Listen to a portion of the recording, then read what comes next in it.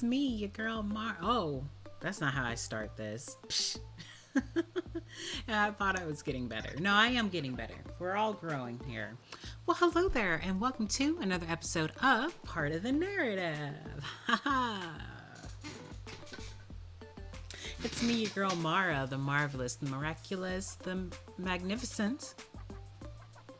I almost lost it, but I caught it. I caught it, y'all.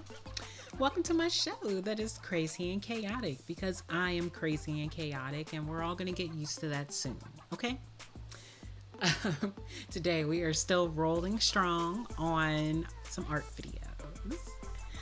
Now, we've been watching some shadow art because I really enjoy shadow art, or perspective art. That's also what they call it.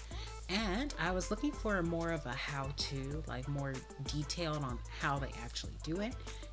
And then I came across something entirely different. So this is what I mean about my show is chaotic. Like, I start on one track, and then we veer off the track, and then we veer off the track again.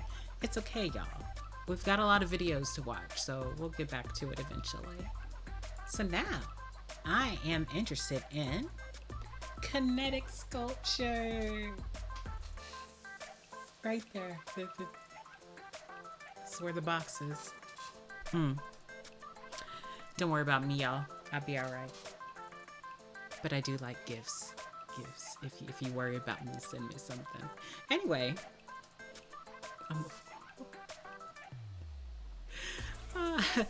Unlike this after work, so yeah. Connect sculptures. So I really think it's cool that these move. Like, how? The fact that you can get one piece to make another piece move is already like blowing my freaking mind. Like, I get it, but I also don't understand how it keeps going. Like, I get it's a motor. I get that part. I get the pieces. I get how they go together. It's just I don't get it. So let's watch some shit.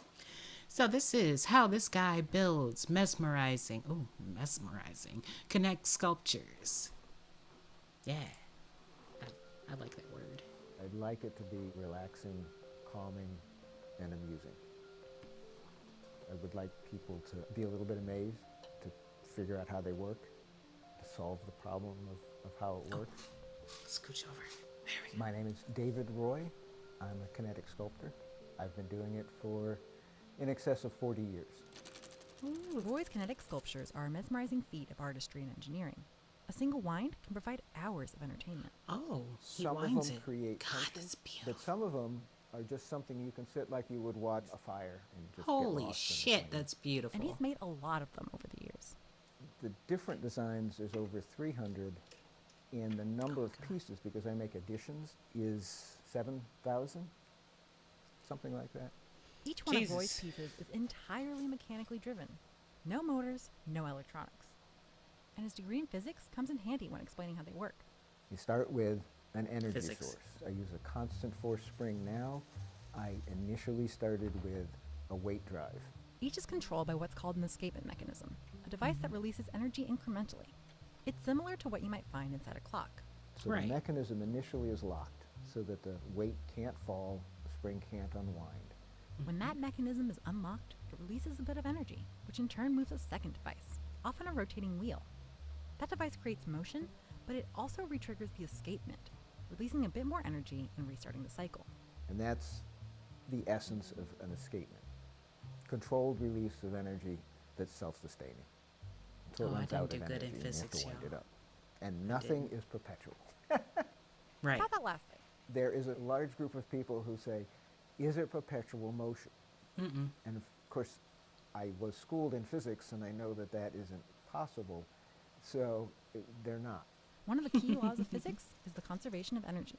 Which basically says the amount of energy you put into a system is exactly the amount you get out, Right. one way or another. But if I understood you that use part. puts energy in by winding them up, and then the energy comes out in the motion, which is the part I want, but another way is in the sounds, that takes energy to create the sound, but most of it, a lot of it gets lost in heat due to friction where the things are rotating and rubbing.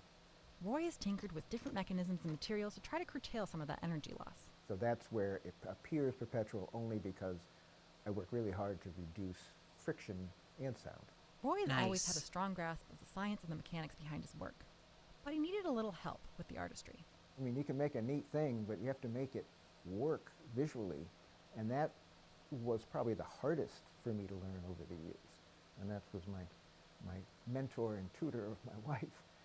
In fact, it was David's wife, Margie, who sparked his initial interest in kinetic sculpture. Margie was a sculpture major at the Rhode Island School of Design. And she made a project that is 2 cogs and a wooden chain. And she put it on the wall, and she said, "This is my sculpture." And I said, "You can make a machine and call it a sculpture?" And she looked at me, she said, "Of course." Yeah, hang it on the wall. So it was that idea that you could make wooden It's all machines about and call them intention. sculpture That's what I said. that If you totally intend to do rechanneled something, you can my call it art. creative ideas from No, let me the change that. science world If you and intend to engineering do world something, to it the art is world. art. And it was all brand new. And That's very cute. exciting. That's cute. And what started as a hobby quickly became a full-fledged business. Most people, and I have to admit, I didn't think it was a long-term thing. It was something we were doing because we could. We had no obligations, and I was playing. I was having a great time.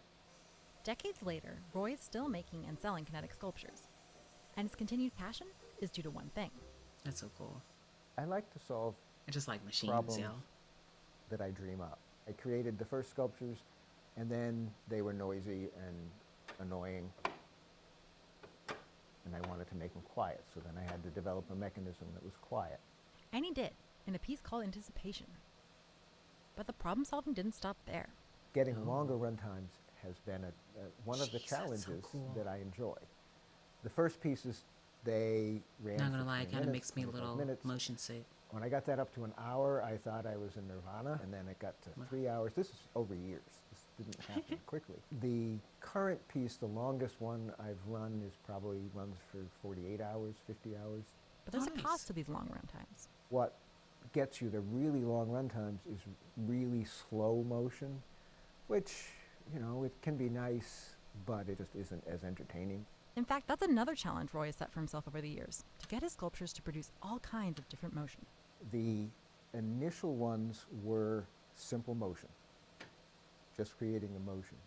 As I gained control, I developed ones that create patterns See, and it optical takes work, patterns. y'all. And there's basically 2 circular wheels going You gotta put opposite in the directions time. or the same direction depending on the pattern.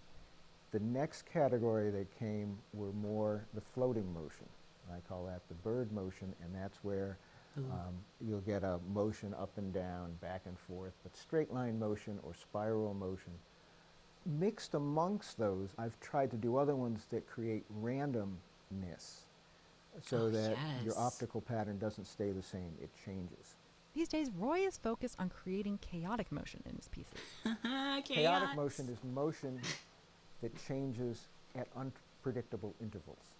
So it can go fast, it can go slow, but you can't tell when that's going to happen. And so chaotic motion, that's a term, it's well defined, it's used in physics, it's used in engineering, but to try to use it in art and to create a chaotic motion is extremely Nice. challenging. Roy was able to deliberately create chaotic motion for the first time a few years ago in a piece aptly named Chaos. And I'm working in other ones now, trying to, God, I to love this use what I learned piece. from that and to push the envelope. Well, what can I do next? Building one of these sculptures can be a slow and complicated process. The initial designs float around in my head, so there's a lot of daydreaming, a lot of thinking. Next, Roy sketches out his designs on a computer. So I draw in Illustrator, and I animate, Ooh. usually in Adobe After Effects. Animating So the he piece doesn't use before a building pen, it he helps just Roy uses his understand what the finger. sculpture's patterns will look like. There's also another program. It's No, you called probably use a Working pen. Model. I use it to calculate the center of mass of complicated arrangements of parts. That calculation is critical to getting the balance right so that the sculpture moves in the intended way. The trouble with the program is it doesn't exist anymore. At least, it doesn't for Mac. There hasn't been a current version for years. But Roy has a workaround. I buy really old iBooks, which are the last computers that would run it. So that is actually a key program, but it's one I live in fear that all my old computers are going They to do that die in one my day and job, it won't too. work anymore, and I'm probably retired at that For point. old software, Roy they keep tinkers in old these computer computers. programs until he's satisfied with the overall design. Then he sends a file over to a local woodworker who cuts out some of the individual parts on a CNC machine. The rest of it all has Nice. to be done by hand. The basic tools are drill press, sanders, and a bandsaw. And I want to take a there's all second. kinds of hand tools. I just want to take a second. We're talking about art, right? So,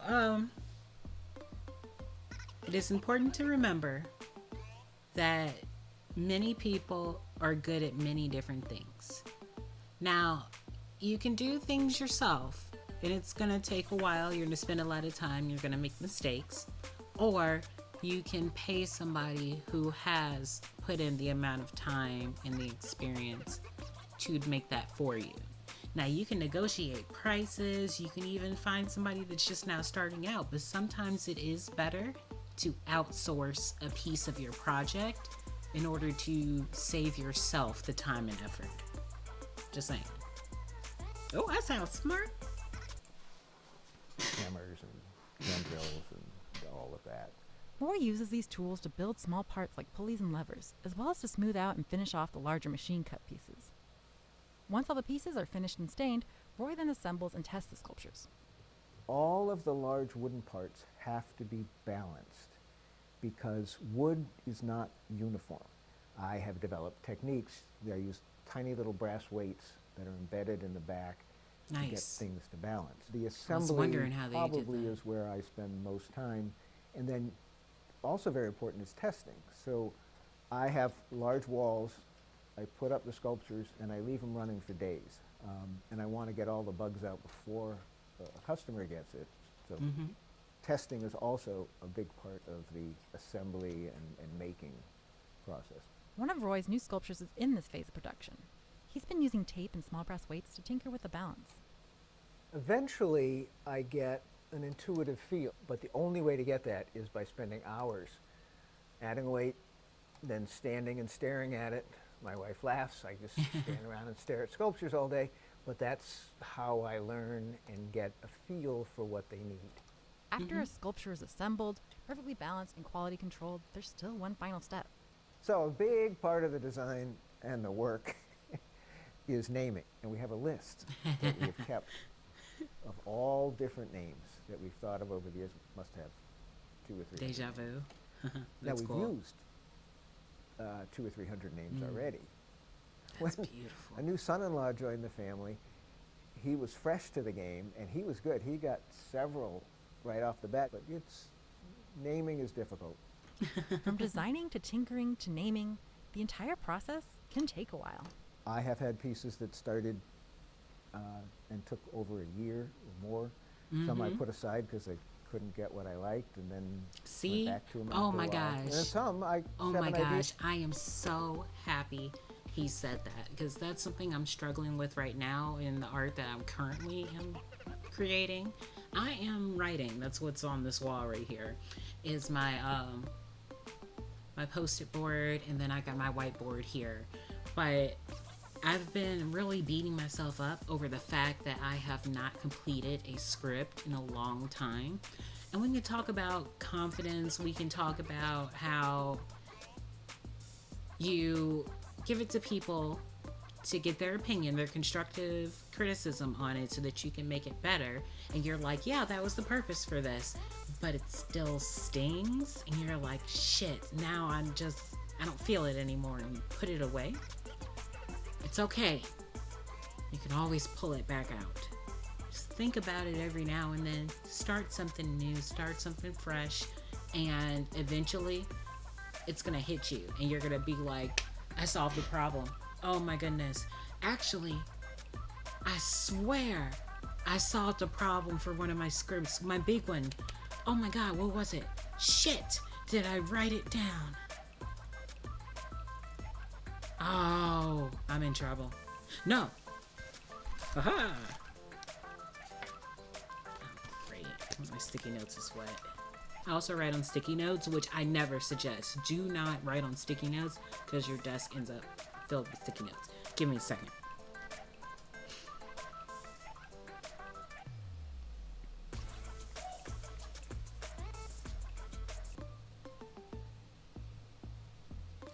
Ooh, perfect. Okay, that little sentence that I just wrote down is going to spark my next foray. No, that's how you say it. A little country, but that's how you say it. into my old script. Oh my gosh, my writing partner's gonna be so happy. MG's gonna be like, Maura, you're working on it again. She's been rooting for me the entire time, and I definitely owe her. Okay. Oh shit, we only got like a minute left. I'm such a good idea, and it comes out right, and those are kind of boring. So they just work. And while it's frustrating when things don't work, Roy recognizes that it's all part of the process. The frustration is kind of nice to have because it makes the joy after better. Let me like this right now. One follows the other. I don't think I've ever done a piece where I haven't been disappointed in it initially, and then had to work through that and try to figure it out. And Roy's passion for finding creative solutions isn't slowing down anytime soon.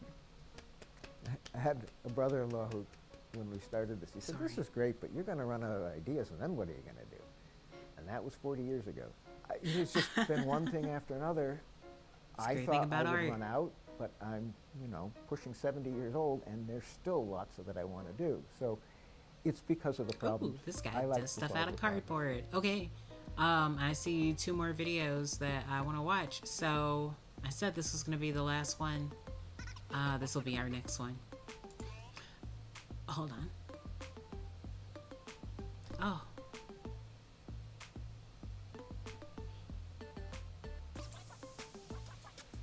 Alright, transition this bitch. Alright guys, this is so much fun. I'm still learning. That was a beautiful, beautiful piece on his art. I was very inspired by just everything he said. Everything he said. Wow, so eloquent, Maura. No, it's not.